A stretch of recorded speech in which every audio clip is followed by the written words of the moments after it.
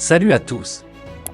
Abonne-toi et mate la suite de actualité sur ta chaîne car le Mali est en deuil. Il pleure la disparition d'une trentaine de ses soldats tués dans des circonstances pour le moins tragiques. En effet, des hommes armés, venus d'on ne sait où, ont ouvert le feu sur le camp militaire situé à Mondoro, dans le centre du pays. Les autorités qualifient l'attaque de « complexe », d'autant que les assaillants ont utilisé des véhicules piégés au cours de leur opération et il a fallu l'intervention des avions de guerre de l'armée malienne pour les mettre en déroute.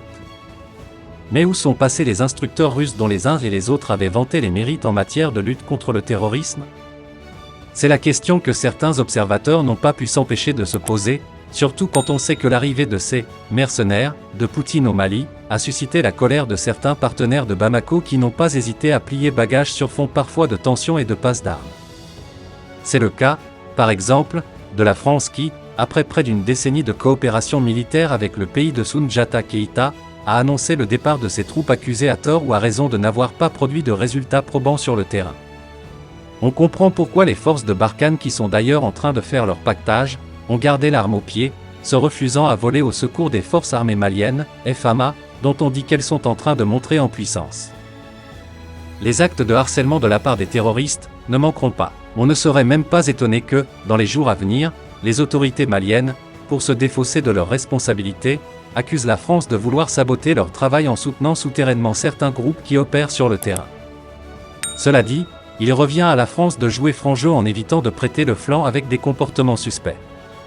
En tout cas, Assimi Goïta et ses frères d'armes sont prévenus.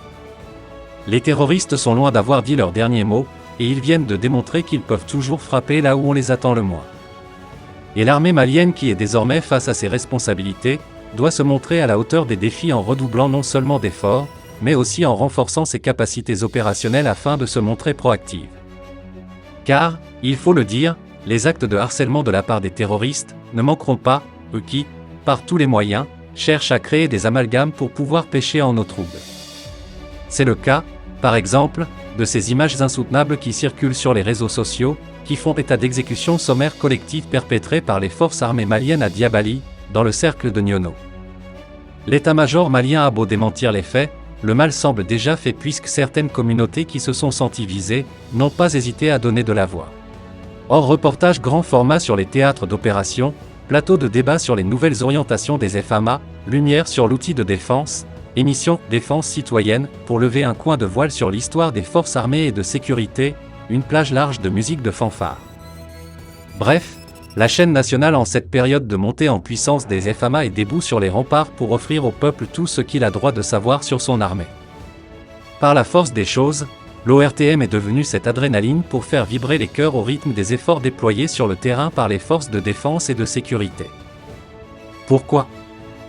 C'est connu de tout le monde, avec la prolifération de nouvelles chaînes de télévision, le grand public avait tendance à zapper l'ORTM. Les informations de la guerre contre le terrorisme étaient recueillies à partir d'autres médias étrangers.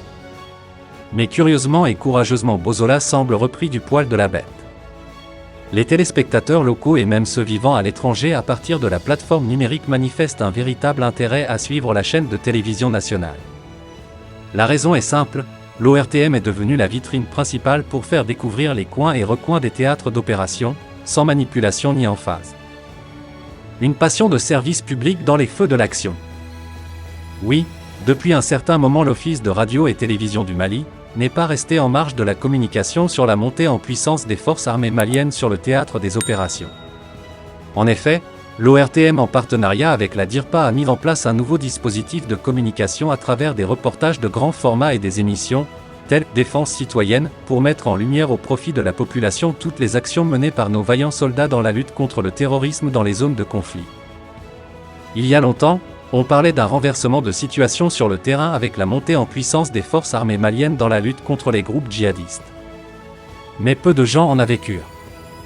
Cela tout simplement parce que les canaux de communication ne rassuraient point.